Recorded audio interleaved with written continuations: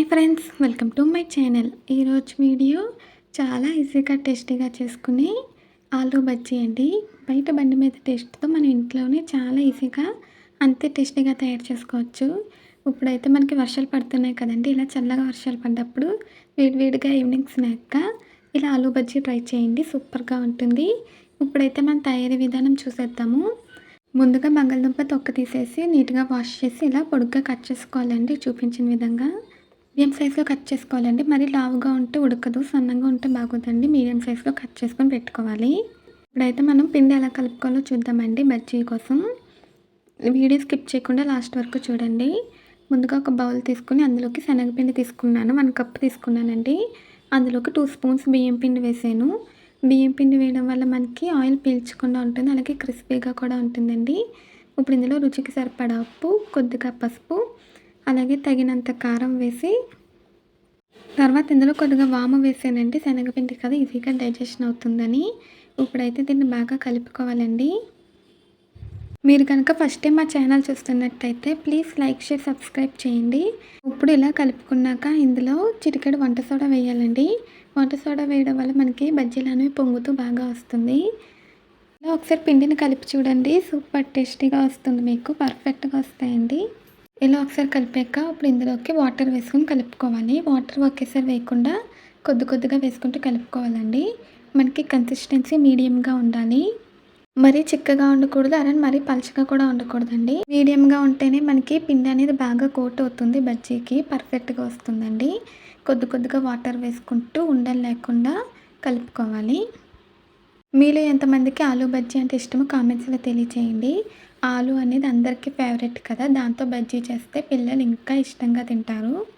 పిండి అయితే ఇలా చూపించే విధంగా కలుపుకోవాలండి. రెడీ అయిపోయింది. ఇప్పుడు డీప్ ఫ్రై కోసం ప్యాన్ పెట్టి ఆయిల్ వేసాను. ఆయిల్ అయితే హీట్ అవుతుంది. మనకి ఆలూ బజ్జీ కోసం ఆలు రెడీగా ఉందండి, అలాగే పిండి కూడా రెడీగా ఉంది. ఇప్పుడైతే ఆలూ స్లైస్ తీసుకుని పిండిలో ముంచి 2 సైడ్స్ కూడా బాగా పిండిని కోట్ చేసి ఆయిల్లో వేసి వేయించాలండి. ఇలా చూపించిన విధంగా కోట్ చేసి ఫ్రై చేసుకోవాలి. ఆయిల్ బాగా హీట్ అవ్వాలండి, ఓవర్ హీట్ అవ్వకూడదు, అప్పుడు వేసిన వెంటనే కలర్ వచ్చేస్తుంది, సరిగ్గా ఉడకదండి. కరెక్ట్గా హీట్ అవ్వాలి. హీట్ అయ్యాక వేసుకోవాలండి. ఇలాగే చూపించిన విధంగా అన్ని బంగాళదుంప ముక్కలకి కూడా పిండిని కోట్ చేసి ఆయిల్లో వేసి వేయించాలి. నేనైతే ఒక బంగాళదుంప తీసుకున్నానండి. పిల్లలు స్కూల్ నుంచి ఇంటికి వచ్చేటప్పటికి ఇలా ఈవినింగ్ స్నాక్ చేసి పెట్టండి, వేడివేడిగా సర్వ్ చేసుకుంటే చాలా బాగుంటుంది. చూడండి ఫ్రెండ్స్, ఆయిల్లో వేసిన వెంటనే వాటికి అవే పైకి వస్తున్నాయి, బాగా పొంగేయండి. అలాగే మనం బియ్యం పిండి వేసాం కాబట్టి ఆయిల్ పీల్చకుండా ఉంటుంది. ఇలా ఒకసారి ట్రై చేయండి, 1-2 ఎక్స్ట్రా తింటారు. మనం వాము వేసాం కాబట్టి ఈజీగా డైజెషన్ కూడా అవుతుందండి. ఇది మీడియం ఫ్లేమ్లో పెట్టి ఫ్రై చేసుకోవాలి, అప్పుడే మనకి లోపల వరకు పిండి అనేది బాగా ఉడుకుతుంది. హై ఫ్లేమ్లో పెడితే సరిగ్గా ఉడకదండి, లో ఫ్లేమ్లో పెడితే మనకు ఆయిల్ పీల్చేసుకుంటుంది. మీడియం ఫ్లేమ్లో పెట్టి 2 సైడ్స్ కూడా తిప్పుకుంటూ మంచిగా గోల్డెన్ కలర్ వచ్చేంత వరకు ఫ్రై చేసుకోవాలండి. అలాగే ఆయిల్లోని బబుల్స్, నురగ కూడా తగ్గిపోవాలి, అప్పుడే మనకి ఇవి ఉడికిపోయినట్టండి. ఇవి తగ్గిపోయి గోల్డ్ కలర్ వస్తే మనకి ఫ్రై అయిపోయినట్టు. అన్ని సైడ్స్కి కూడా తిప్పుకుంటూ ఫ్రై చేసుకోవాలండి. ఇలా ఒకసారి ట్రై చేయండి, మొదటిసారి వండే వాళ్ళు కూడా చాలా పర్ఫెక్ట్గా చేస్తారు.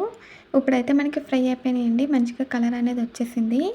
ఇప్పుడైతే గరిటలోకి తీసుకుని టిష్యూ ప్లేట్లోకి తీసుకుందాము. చూడండి ఫ్రెండ్స్, అస్సలు ఆయిల్ పీల్చకుండా పర్ఫెక్ట్గా వచ్చేయండి. ఇలాగే మనం అన్నీ కూడా ఫ్రై చేసుకోవాలి. మనకైతే వేడివేడిగా ఆలూ బజ్జీ అనేది రెడీ అయిపోయిందండి. అంతేనండి, చాలా ఈజీగా టేస్టీగా ఆలూ బజ్జీ రెడీ అయిపోయింది. దీన్ని చట్నీతో కానీ టమాటో సాస్తో కానీ సర్వ్ చేసుకోవచ్చండి.